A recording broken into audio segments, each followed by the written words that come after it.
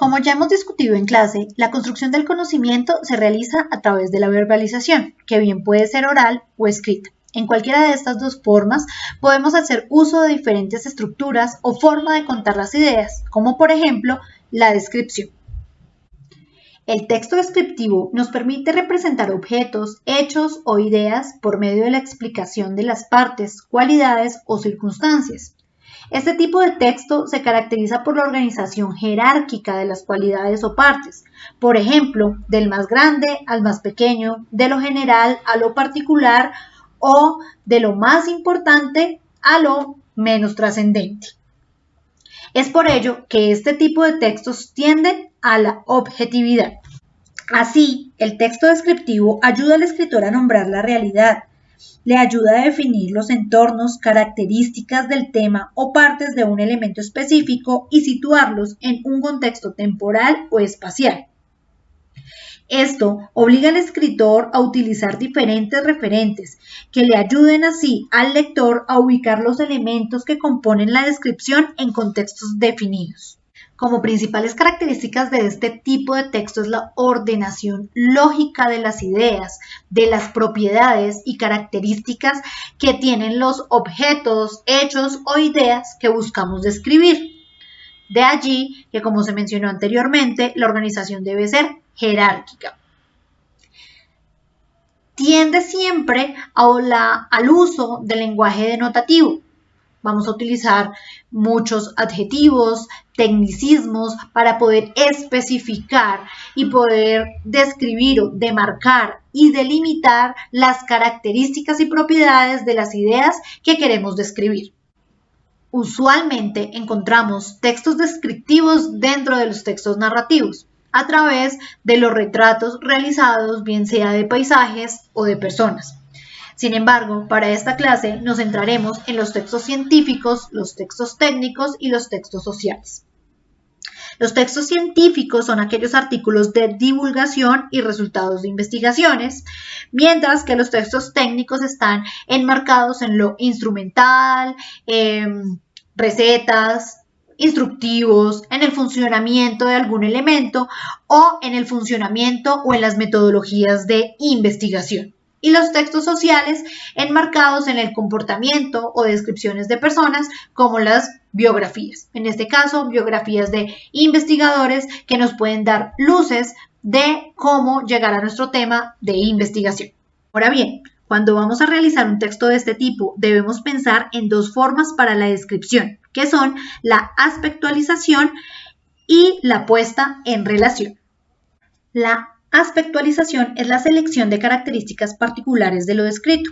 Allí, ustedes pueden explorar todas las características del objeto a partir de una observación exhaustiva o una lectura selectiva, en la que se centran en la enumeración de partes o propiedades que resulten de suma importancia sobre el objeto o que permita establecer y hacer énfasis en las diferencias. Por ejemplo, es un chico flaco con pelo enmarañado. Allí estamos destacando dos características propias del chico referido. Este tipo de descripción se hace a través de párrafos de enumeración. Este tipo de párrafos organiza la lista de propiedades de lo que estamos describiendo a partir de una frase organizadora, que puede ser de recuento, de síntesis o de encuadramiento. En el caso de la frase de reencuentro, se mencionan los elementos que componen lo que será descrito. Por ejemplo, el proceso de lectura está compuesto por 4 niveles. El primero es el nivel literal, relacionado con la decodificación y sentido textual. El segundo es el nivel inferencial, que se refiere a las hipótesis y conjeturas que puede establecer el lector. El tercer nivel es el intertextual, que se refiere a las asociaciones y comparaciones que establece el lector con otros textos o la realidad. Y finalmente, el nivel crítico, que se refiere a la postura argumentada del lector frente al texto. Como vemos allí, voy mencionando y enumerando cada una de las propiedades o cualidades de la idea que quiero explicar. En el caso de la frase de síntesis, En esta se anticipa el contenido de la lista y se presenta cada elemento de forma breve. Ahora veamos un ejemplo de la frase de síntesis. En este caso se nos van a presentar dos opiniones o dos ideas sin la necesidad de hacer una enumeración de primero, segundo, tercero, sino que nos las presenta de manera separada. Las opiniones contra el humo llegan de muchos lugares, por ejemplo, de la Iglesia y de la Comunidad Europea. Aquí nos está mencionando las dos posiciones que se nos van a mostrar sin necesidad de decirnos primero o segundo. El obispo de Lis, que anteriormente había criticado los telefonillos portátiles, ha arremetido ahora contra el vicio del cigarrillo. Quien fuma peca contra sí mismo y contra los demás. Por su parte, la comisión de la CEE ha preparado un proyecto de resolución que prevé la provisión absoluta de publicidad, tanto directa como indirecta, de los productos derivados del tabaco. De otro lado, vamos a encontrar el último tipo de párrafo de enumeración, que es a través de la frase de encuadramiento. Este tipo de frases me permiten a mí ponerlas o al inicio o al final del párrafo a manera de conclusión.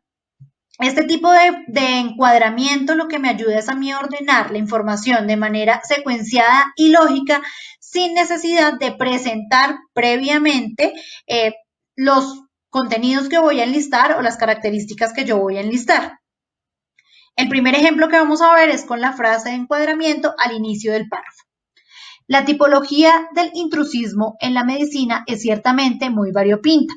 Hay quien se falsifica el título por sus propios medios. Por lo general se trata de un suspendido que no tiene valor para confesar a la mujer o a los padres que no han conseguido doctorarse. Hay quien, por el contrario, lo compra a falsificadores organizados como la Universidad ProPace, de la que ha hablado recientemente la prensa. Y finalmente, hay quien lo desprecia olímpicamente y ejerce la profesión sin inscribirse en el colegio. Como vemos aquí, nos va presentando los elementos y los describe de manera breve, uno a uno, pero sin presentar una enumeración, sino de manera secuenciada y lógica.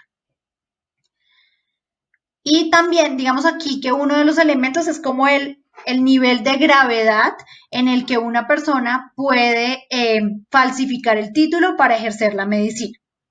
Aquí vamos a ver otro ejemplo en donde la frase de encuadramiento está al final del párrafo. 18 millones a Guadalupe en México, 5 a Lourdes en Francia, 4 a Fátima en Portugal, más de 3 millones a Loreto en Italia, en Estados Unidos 2,5 millones a Belleville en Illinois. El mundo está lleno de santuarios marianos y cada año acude a ellos un flujo interminable de peregrinos. Entonces, como vemos aquí, primero nos menciona las características o el número de templos marianos para al final decirnos o señalarnos que está hablando de templos marianos y que acude un número interminable de peregrinos a este tipo de lugares religiosos. Otra forma de presentar descripciones es la puesta en relación. Esta se puede realizar a través del enmarque situacional, que se refiere a establecer la relación entre tiempo y espacio con el fin de definir, representar o delimitar el objeto, hecho o idea que busco definir o describir. De otro lado está la asociación. En esta se destacan los puntos de semejanza y o diferencia de los elementos que se están describiendo, haciendo énfasis en la predominancia de un elemento X sobre el elemento Y, permitiendo de esta manera el contraste entre los dos elementos. Este tipo de descripción se realiza a partir de los párrafos de comparación y contraste. Como ya se mencionó, este tipo de párrafos nos permite establecer semejanzas y diferencias entre dos ideas, entre dos objetos, entre dos hechos, y lo importante es establecer un número de categorías que nos permiten establecer la diferencia, el contraste o la comparación. Hay dos estructuras para realizar este tipo de párrafos: desarrollo por descripciones separadas o desarrollo por descripciones contrapuestas. En el caso de las descripciones separadas, a través de las categorías que ya establecimos, podemos hacer dos descripciones de los elementos de manera separada en un párrafo o en dos oraciones que nos permite agotar las dos categorías y al final realizar una conclusión. En el caso de las descripciones separadas, vamos a ver que las descripciones se hacen por cada uno de los objetos, agotando todas las categorías de análisis y después el siguiente objeto. Ejemplo, Sócrates y los sofistas tienen en común el amor por la palabra y la habilidad en el discurso. Sin embargo, existen notables diferencias entre ellos. Entonces, hacemos una inicial frase en donde nosotros vamos a decir cuáles son las categorías que vamos a analizar. Y seguidamente lo que vamos a hacer es describir cada una de las categorías, en este caso, las diferencias entre Sócrates y los sofistas. Sócrates es el maestro que se propone ayudar al discípulo a conocerse mejor a sí mismo, a encontrar por medio del diálogo conocimientos que ya estaban implícitos en su interior, aunque ocultos. El diálogo socrático estimula a buscar la verdad y el bien y tiene como consecuencia un comportamiento éticamente correcto. En cambio, los sofistas se proponen como finalidad enseñar a hablar bien sobre no importa qué tema. Enseña habilidades oratorias útiles para conseguir el éxito en la vida de la polis. Los sofistas no se plantean el problema de la moral. En el caso de las descripciones separadas, hemos tomado cada una de las categorías de análisis y hemos hecho un párrafo por objeto, hecho o idea y las hemos descrito. Pero para las descripciones contrapuestas, lo que vamos a hacer es tomar una categoría por elemento, hacer la comparación entre la categoría y volver a retomar el elemento 1 con la siguiente categoría para hacer la comparación de estas. Entonces, la diferencia de estos dos es que en las descripciones separadas vamos a agotar todas las categorías en un solo párrafo por objeto separado, mientras que en el de descripciones contrapuestas lo que vamos a tomar es cada categoría para comparar los dos objetos o las dos ideas hasta agotar todas las categorías de análisis. En el caso de las descripciones contrapuestas, vamos a ver que las categorías se van analizando una a una, pero sobre el mismo objeto, y nuevamente retomamos los dos objetos a comparar y los analizamos con una nueva categoría. Leamos el ejemplo. Sócrates y los sofistas tienen en común el amor por la palabra y la habilidad en la discusión. Sin embargo, existen notables diferencias entre ellos. Al igual que en las descripciones separadas, vamos a hacer una frase orientadora o introductoria que nos presente las categorías y posteriormente hacemos la comparación. Sócrates es el maestro que se propone ayudar al discípulo a conocerse mejor a sí mismo, a encontrar por medio del diálogo conocimientos que ya estaban implícitos en su interior, aunque ocultos. Mientras que los sofistas se proponen como finalidad el enseñar a hablar bien sobre no importa qué tema. La segunda categoría, el diálogo socrático estimula a buscar la verdad y el bien, en tanto que los sofistas enseñan habilidades oratorias útiles para conseguir el éxito en la vida de la polis. El conocimiento del bien tiene como consecuencia para Sócrates un comportamiento éticamente correcto, mientras que los sofistas no se plantean el problema de la moral.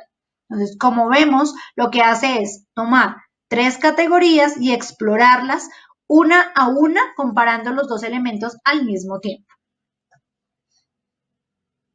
Posterior a ver este video, vamos a hacer unos ejercicios de escritura en clase para poner en práctica lo aprendido y transferir este conocimiento a su proyecto de investigación. Si desea profundizar en estos dos temas, la descripción y la escritura de los párrafos o ejercitar a través de ejercicios de escritura, puede consultar en estos dos libros.